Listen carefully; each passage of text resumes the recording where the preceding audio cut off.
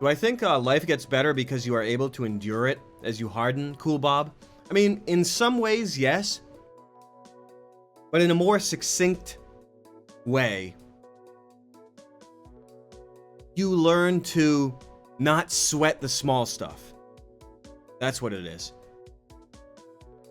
So it's not necessary. I mean, that is hardening, but it's not the way you're phrasing it or the way you're thinking of it. It's not exactly that. It's that you grow up and you learn to not sweat the small stuff. That's what it's more about. Because it's really important to know when you're sweating something that is not genuinely a big deal or is a hang up in your own brain that is amplifying it.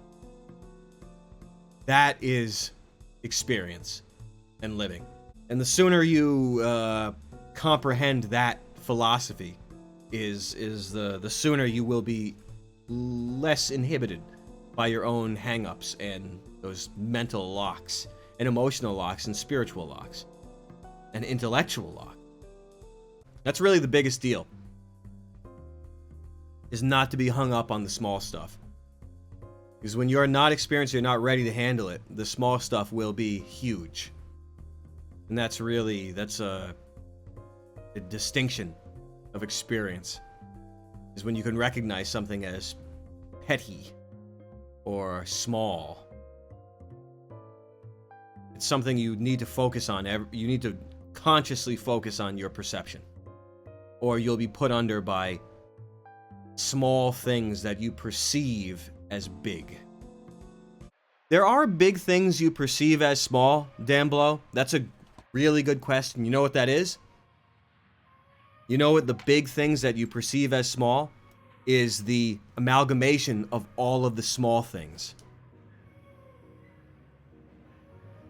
All the details of your thinking and your living added up day by day by day by day that you perceive as small is a whole life. Because that's another important distinction too. The big things that you perceive as small. It's all about the perception. The doors of perception. It's all about that. You're trained like an animal to perceive the big things as small and the small things as big. That's what sabotages your life. That's what society does to you. Makes the big things small and the small things big. A classic inversion. Just like everything evil in this world. It's important to remember. Vital. The only thing evil in this world is that which is turned upside down. That is it. Sounds simple. But it's not. But you can make anything complex simple with, I don't know the word for it. Experience, intelligence, discernment, mindset. I don't know what the word is, but you have to use all of those words in order to grasp the one that works for you and crystallizes the abstraction corpse. Turns the abstraction into the tangible.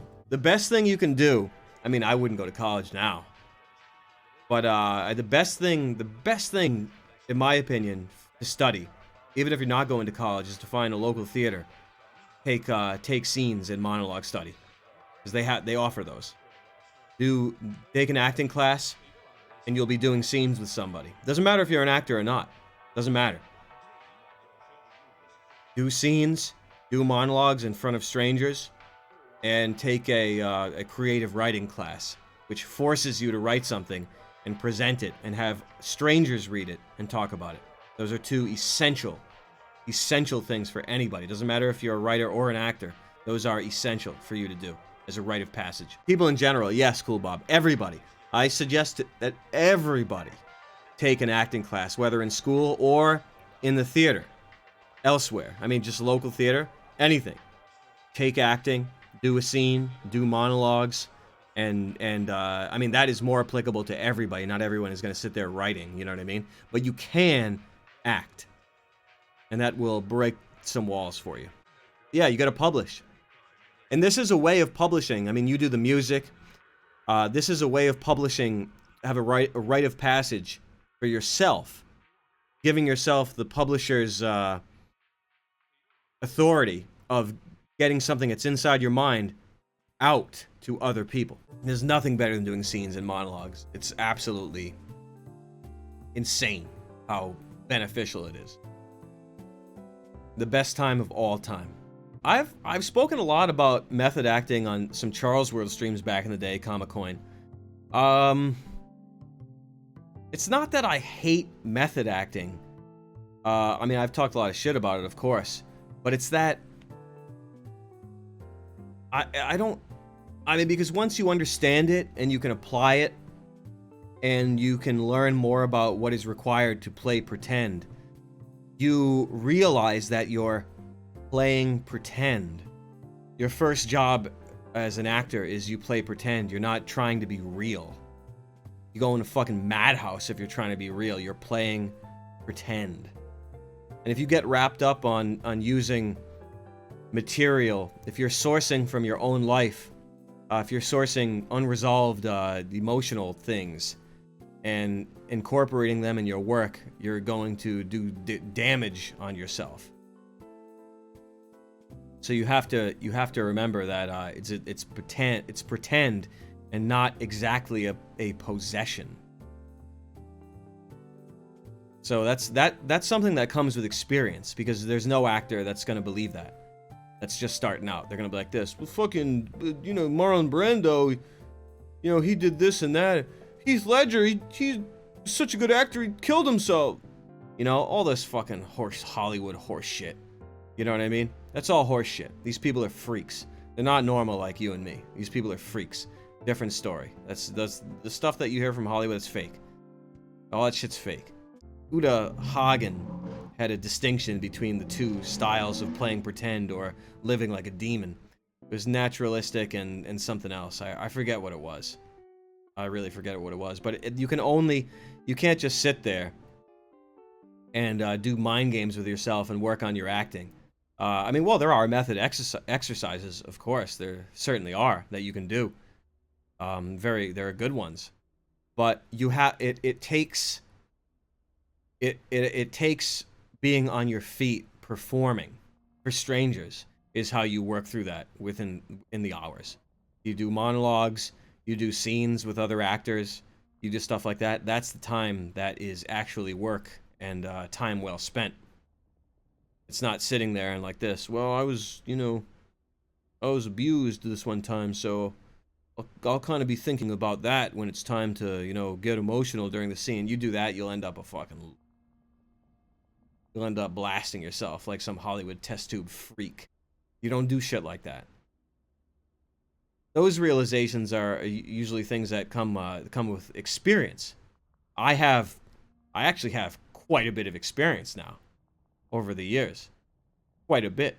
Many, many hundreds of hours. Maybe thousands of hours now. But those are things you only learn on your feet. And if you're just starting out, doing the method, you're not really going to be very successful at that. So, you're just going to be playing pretend and sort of faking it because you don't have the experience of doing fucking switcho changeo in your mind, in front of strangers. So that's a good thing though. The method is a lie. You play pretend. You pretend. You empathize with characters. You don't emote your own experience. That's a lie. That's a lie. That's Hollywood freaks. They don't do that. The stuff they're acting? They're acting from thinking about things that they've experienced that would make you kill yourself if you knew about. Yeah, and even Mr. Pregnant Capster. Thanks. I appreciate the sentiment, but there was nothing in there that I drew out from experience. I was just playing pretend. I was like, how would you be acting if something like this were happening? It was not method. I was having fun. That's why it was so good, because I was having fun. And I have so many hundreds or thousands of hours of experience, you know, trying to get into a state of having fun while playing pretend. I just, you know, I have a lot of experience. I'm really, really good at it. Maybe the best.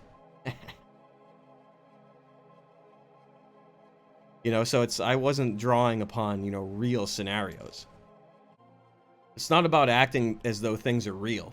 You're playing pretend. And, you know, everyone's life is traumatic enough to where you can empathize with tragedy in scenes easily enough. Just not even by your own experience, but simply by the movies that you've seen in your life. It's simply the movies that you've seen in your life that will fill you with trauma and empathy. The things that you read, the things that you listen to, the things that you watch will fill you with more than enough tragedy to get by playing pretend. Any character there is. You don't need to draw anything from your real. That's a mistake. And plus, it's you have to be really experienced, an experienced actor, to even be able to do that to begin with. And you're not going to be able to do that. Yeah, don't get caught up in that whole method bullshit. All you have to do is watch Body Double, and you see the scum that are method teachers that get you to sit in a seat and talk about, you know, being abused by your fucking uncle or something. You know, sit there like a fucking mental. Like a mental in there in front of strangers. That's crap, dude. That's Hollywood. It's because they're all freaks. Acting is supposed to be fun. Acting is supposed to be fun. It's not supposed to be painful. That's a lie. That's a lie. That's a lie to sabotage your psyche. You know that. A lie. It's supposed to be fun. Even the most horrific bullshit that you have to do, it's still supposed to be fun. You know, it's not supposed to be therapy. It's supposed to be fun. And if it's not fun, then you're not doing it right. But yeah, don't get caught up in the method. That's absolute shit.